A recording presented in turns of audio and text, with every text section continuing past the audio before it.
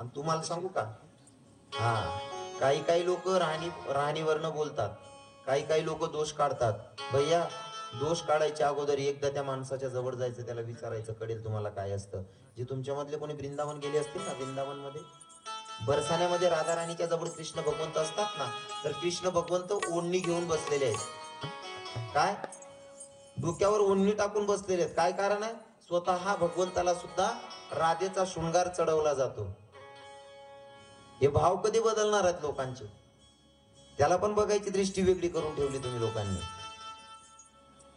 जेव्हा कृष्ण भगवंताला एक दिवस असा येतो की स्वतः भगवंताला राधाराणीचे कपडे घातले जातात, पूर्ण शृंगार राधाराणीचा देवाला चढवला जातो, जगाच्या मालकाला.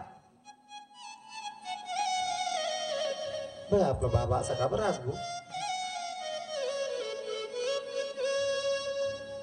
आपला रवी किरण महाराज असा का बरं असतो?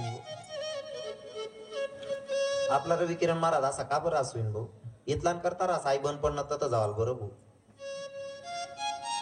हा, ते बी बोलायला आहे की करतात नाही लोक, ते बी बोली टाकतस.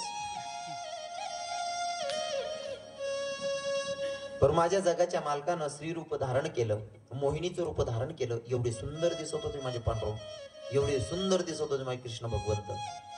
हा हा, ते रूप बघत राहावं. किती भारी दिसत होते, एवढे सुंदर दिसत होते ना. त्याचा भक्त वर्णन करत असताना सांगतो काय, ऐका. किन्ना सोना तेनो हो, किन्ना प्यारा तेनो रब ने बनावा, त्याची कर देखता रवा. हो कितना सोना तेनो, हो कितना प्यारा तेनो रब ने बनावा, जी कर देखता रवा. कितना सोना तेनो रब ने बनावा, कितना सोना तेनो रब ने बनावा, जी कर देखता रवा. कितना सोना तेनो रब ने बनावा, कितना प्यारा तेनो रब ने बनावा, जी कर देखता रवा. दिल विच सीधी जो बसाया, दिल विच सीधे जो बसाया, जी कर देखता रवा. ओ कितना सोना तेनो, ओ कितना प्यारा तेनो रब ने बनावा, जी कर देखता रवा.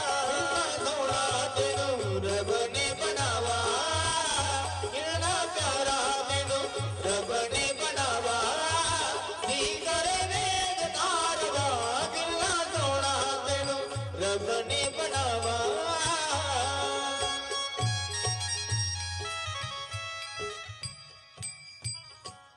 इतकं सुंदर तेजस्वी रूप विष्णू भगवंतानं धारण केलं.